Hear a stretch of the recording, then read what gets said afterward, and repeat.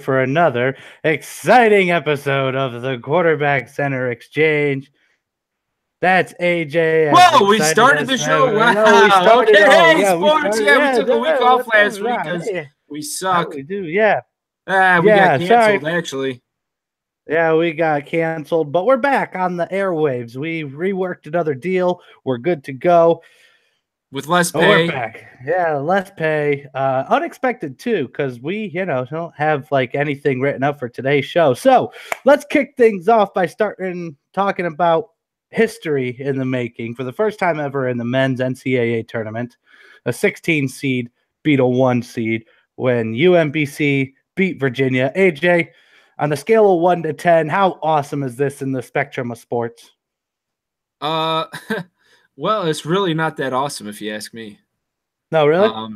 Yeah, I mean, first of all, the NCAA basketball, the whole thing is so diluted as compared to what it was 20 to 30 years ago when guys would stay for 3-4 years and play before they went to the NBA. Now you just got a bunch of one and dones where you could get a bunch of bums off the street like UMBC who just come in and beat the supposed #1 overall seed by 20 points. It was bound to happen because the NCAA basketball brand of or the actual competition level is so decimated and poor that this is the result you're going to get. Yeah, we were saying all along how this basketball season there doesn't really seem to be like a true #1. Right, but it's been like that for the last 3-4 years with all these one and dones going to the NBA. You don't have guys staying in college basketball like they used to. So are you even watching the tournament? Are you excited for the tournament? No, it's really boring. No. Because it's all one and dones? Yeah, it's all one and dones and a bunch of upsets, which aren't really upsets because the level of competition, the level of talent between each team really isn't that drastic because you don't have guys like Patrick Ewing and Isaiah Thomas like it was in the 80s, Michael Jordan when he played for North Carolina. All those guys all played in college for 3-4 years before they even got to the NBA. So there was, they were staying for 2-3 seasons. And now, the only reason Oklahoma was in the tournament because of their point guard and he's not even that good if you ask me, and they suck. So, Agreed. I don't know. I even said Oklahoma shouldn't be in the tournament. I didn't think they should have been in the first 4 in, but yet they weren't even in that. They were just in the tournament itself. Does the fact that UMBC was a bunch of seniors and Virginia was a bunch of freshmen, does that have anything to do with it, even though Virginia players were like a foot taller? Well, it kind of looks like it considering they won by 20 freaking points.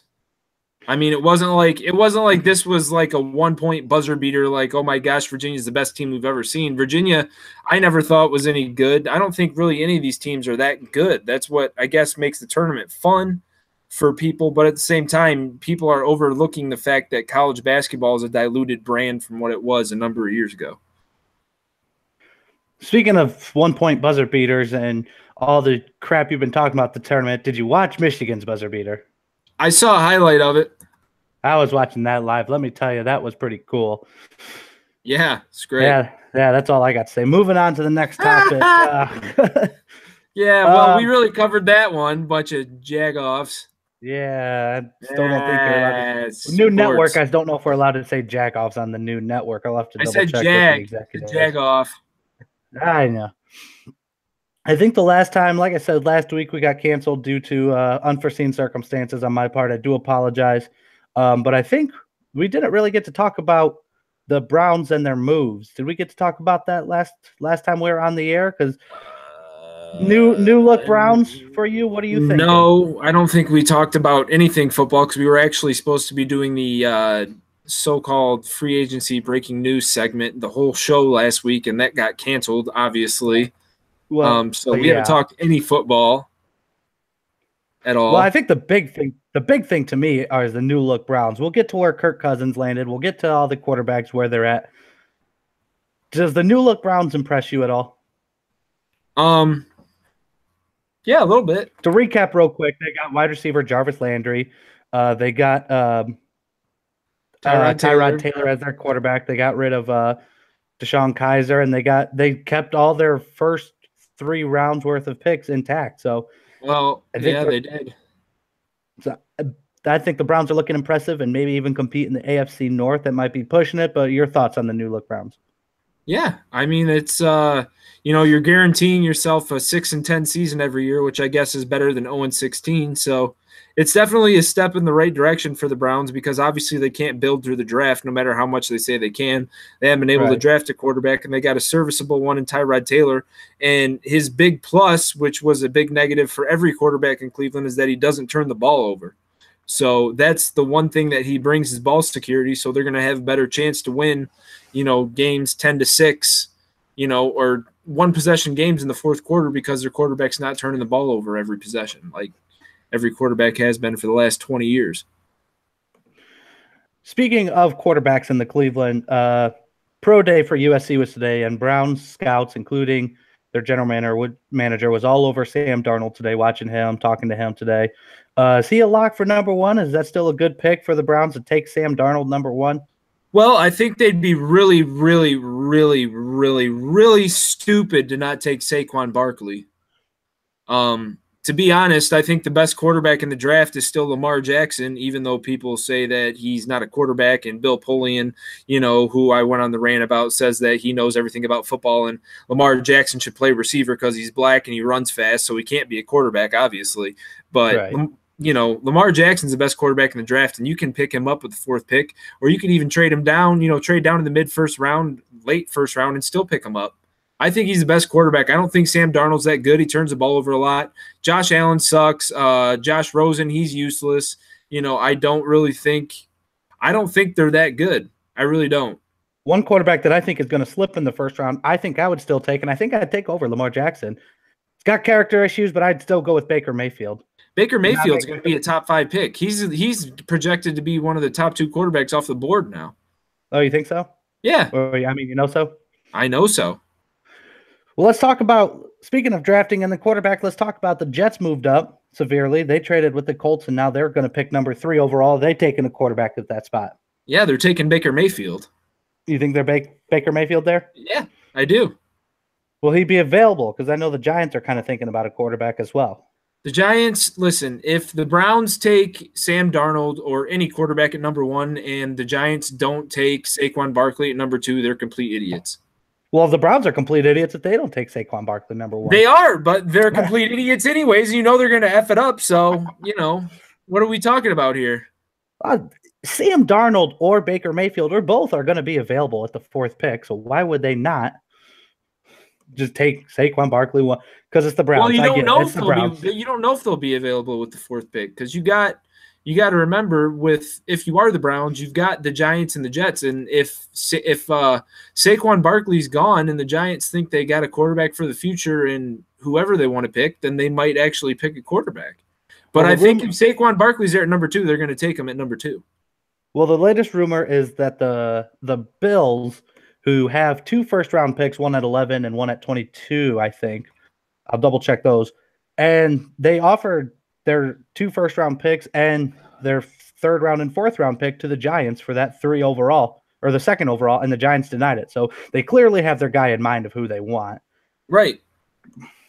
Trading out of the number 2 spot, you got to get like 7 draft picks for it. Like the Jets kind of got? Yeah, kind of like the Jets got, but like what the Browns actually got when they traded to the Rams or the Eagles last year or whoever it was, or 2 years ago, when Jared Goff and Carson Wentz went 1 and 2 and they traded out of their pick, and they ended up getting like 8 draft picks from it, which is why they have so many now. Right. Well, let's talk about the free agencies that landed. The big one that everyone was talking about. Where's Kirk Cousins going to land? He's in Minnesota. Yeah. Good fit for Minnesota there. I mean, can he throw the football? I'll have to check the sources there. I'll get back to you on that one. Yeah, it's a good fit. What else? Case Keenum. Where did Case Keenum end up? In Denver. He ended up in Denver. Denver. Yeah, Denver. Yeah.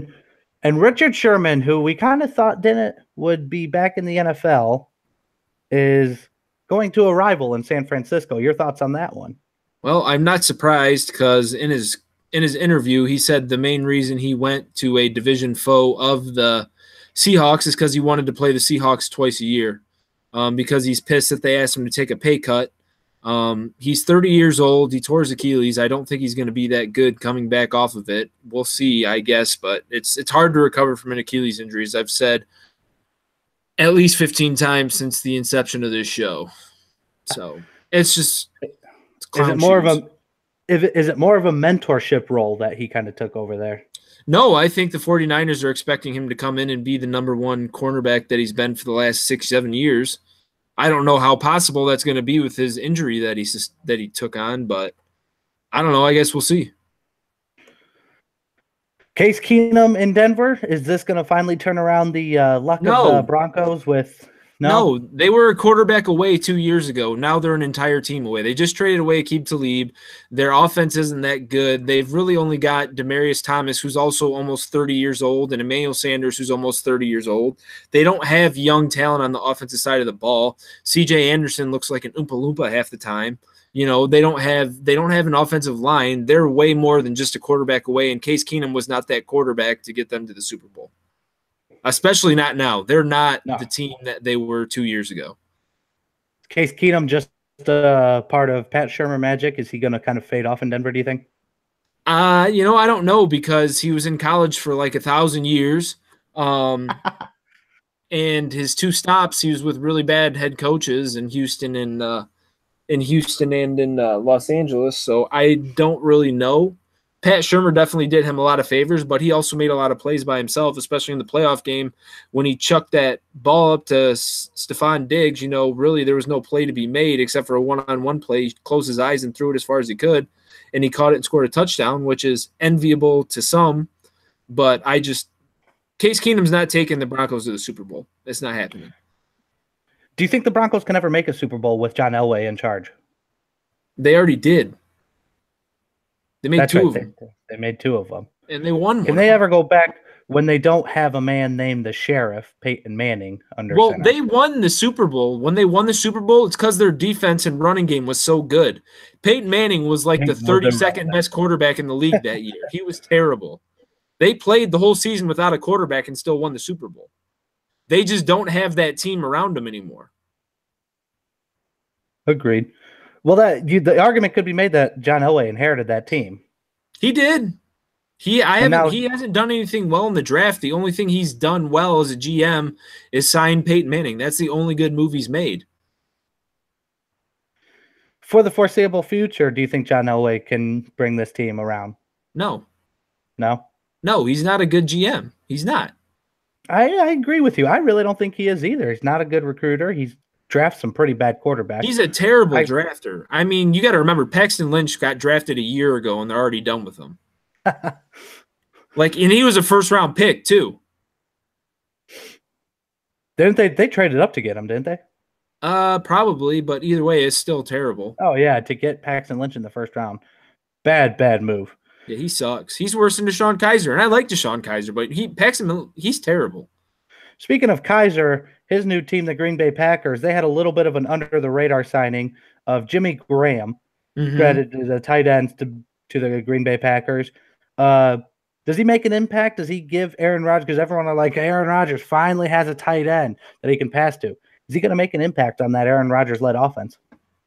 Yeah, he's going to make an impact, but he's going to be playing more of a split-out wide receiver type role, because that's the type of offense that Green Bay runs. They've never had an offense that's been focused around a tight end. Like, they had Martellus Bennett there last year who didn't do anything, and he was actually a really good player.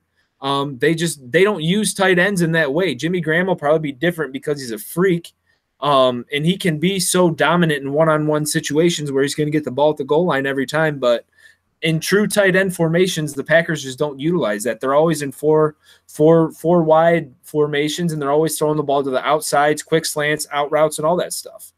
So we'll see. Still a good signing, though. Oh, yeah, it's an excellent signing. I mean, anytime you can get I think a tight end is the most underrated position in football right now. But you have to be a good tight end. Yes, that's what I mean. Do you think Kizer will fare well there as a backup? Yeah, I do. Do you think he will be a backup? Yeah, he will. He'll be there. If Kizer was smart, he would stay there with Aaron Rodgers, and learn as much as he can and try to position himself to be that next guy in Green Bay.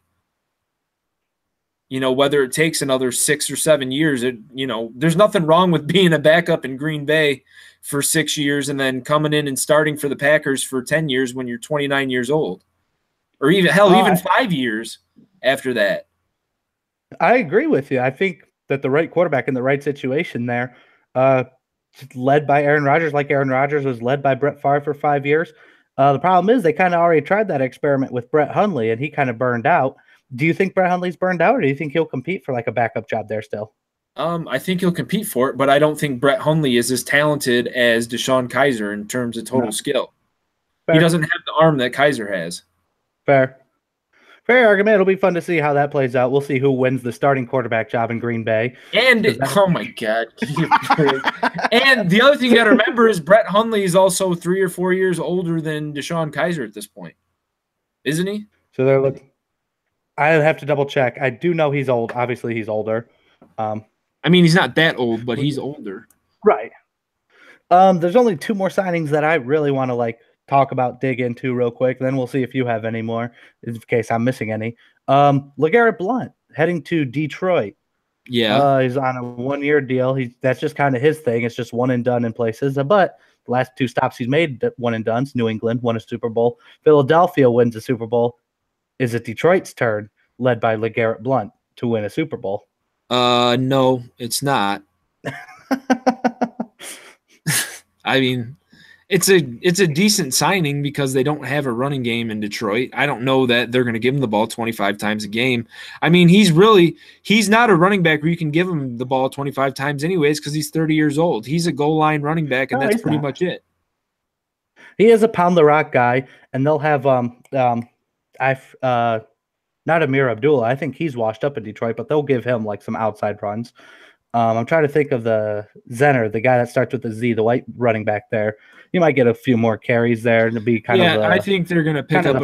They're going to pick up a running back in the 3rd or 4th round, and they're going to put him behind LeGarrette Blount. Well, with LeGarrette Blount and also the Lions announcing that they signed Luke Wilson today, they dropped Eric Ebron and signed Luke Wilson as a tight end. Is that a improvement at the tight end position for the Detroit Lions?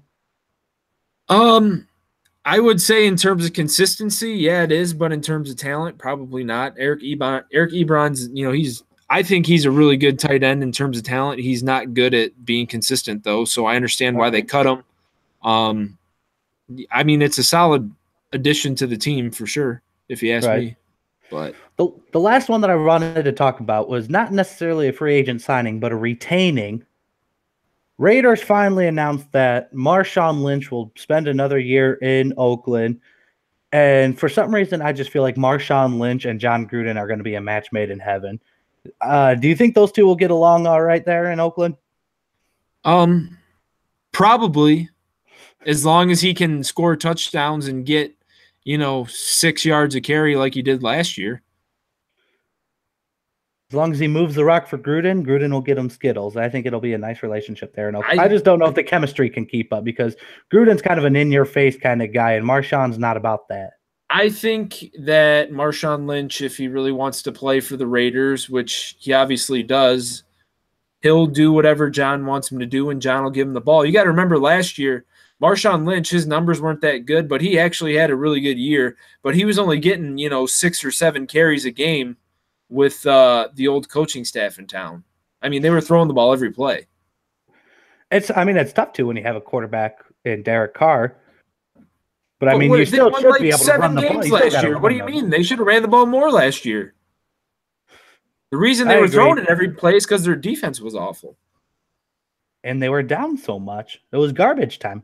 Because their defense was awful. That's all the free agent signings I can think of off the top of my head. Anybody in particular that you want to talk about that we kind of missed? Oh, boy. Dominican Sue still remains unsigned. Yeah, the whole Miami Dolphins are just a joke. I hate the Dolphins. They're the worst ever.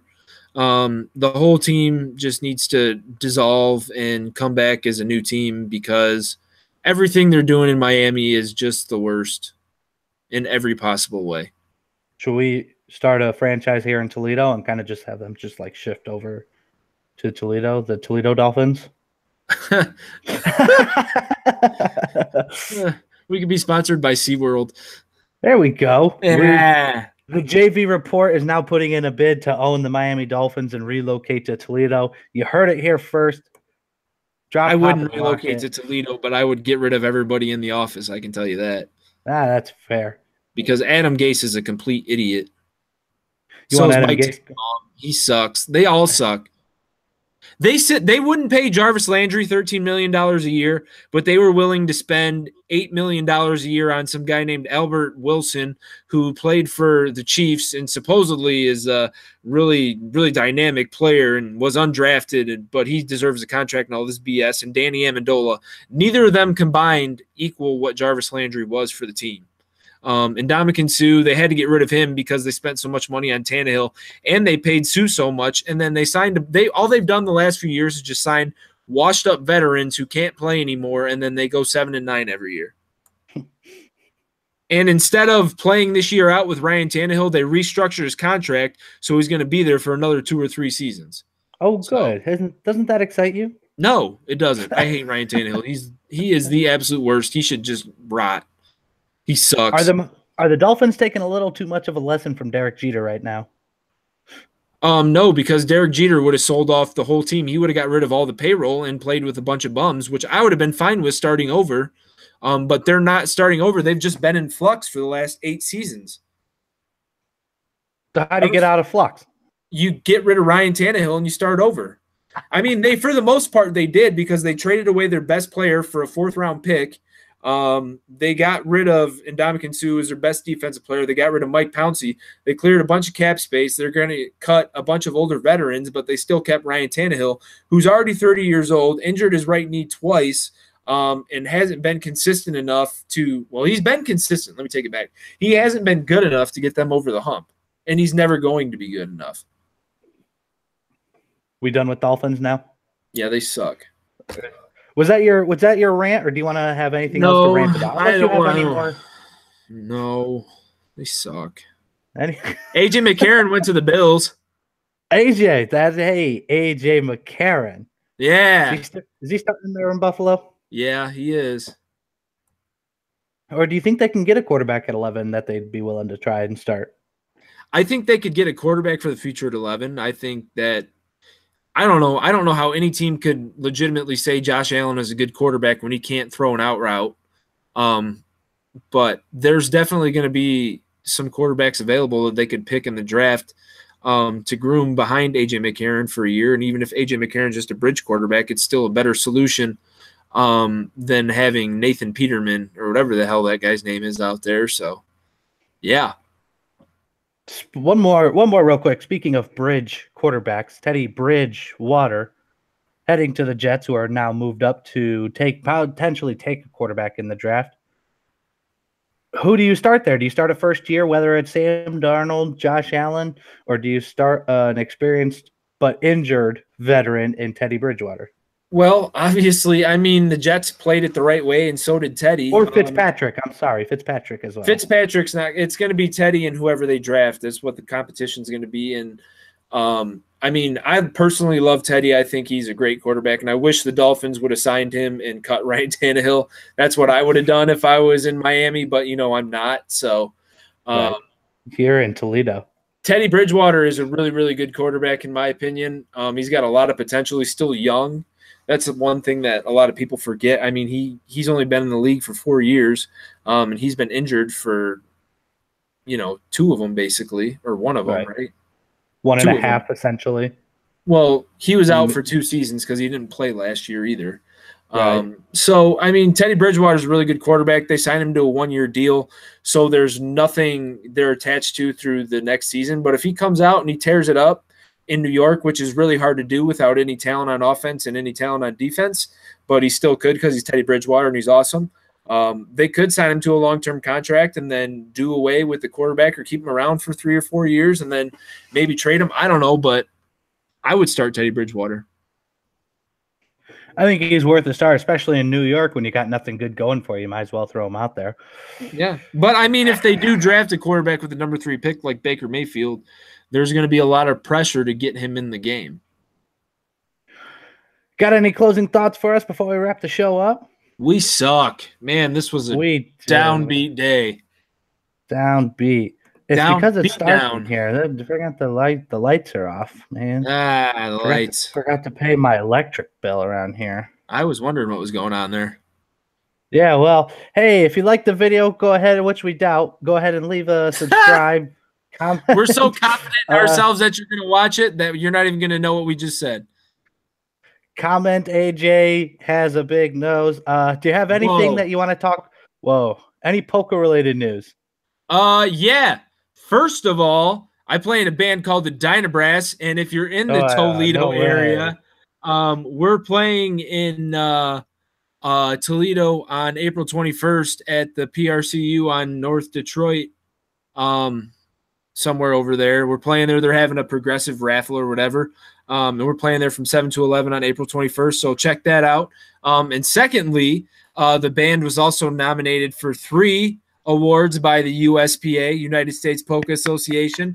We were nominated for Band of the Year, Song of the Year, and Album of the Year. So we're really freaking excited about doing that and getting the show on the road. We're pumped. So yeah, let's do it. Let's party hardy. Can we do a video like this while we're both on the road? Like, first of all, can I travel on the road with you in the van? Second off, can we do a show on the road in the van? Sure, we can do a show on the road. Hey. How many other nominees are there for the awards that you were nominated? Is it 4 nominees? 3 nominees per category. And there was in the CD category, I think there was 9 CDs that came out this year, 9 or 10. So we were in the top 3, and there's about 27 or 28 bands on the ballot for Band of the Year. So there's only 9 CDs released out of all polka in the world. Out of all Polish American polka music, I mean, there's international Polish American. Okay, the progressive polka music that we play. That's a combination of English, country, rock and roll, jazz, and traditional polka music, as opposed to like Mexican polka music or Italian or wherever else, Slovenian, German. You know, there's other polka music other than polka music. Yes. Wow. How does American polka music compare to Polish polka music? It's, I don't know. Put you on the spot there, man. It's like regular music. People give it the what's the word I'm looking for? The old college try? No, they don't give it a try because it's got all the biases and stuff where you just show up in lederhosen and drink beer and that's it. But the music that we play is a lot more Americanized than that. It's a lot closer to it deserves to be in the realm of like rock and country and stuff, but people just don't give it a try, so it's never become a mainstream thing. That's your history on polka American music. I gotta go. Qdoba has a contest where they say if you show this tweet, the first person to show this tweet will win a prize. So I gotta go get me a prize from Qdoba Bowling Green. Thank you all for joining us today. There's your polka history music. There's your NFL free agency. AJ, say goodbye to the lovely people. Whatever. You guys suck. Okay, leave a subscribe.